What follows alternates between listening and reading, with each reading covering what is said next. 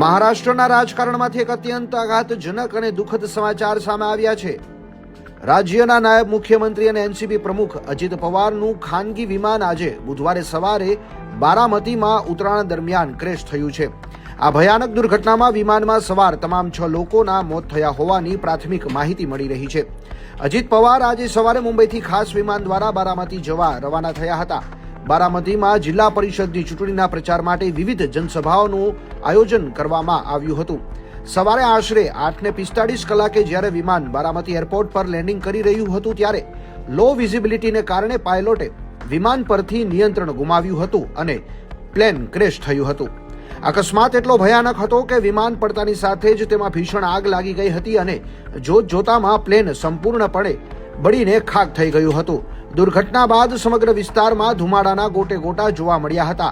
વિમાનમાં કુલ 6 લોકો સવાર હતા અને કમનસીબે આ તમામનું મૃત્યુ નિપજ્યું છે।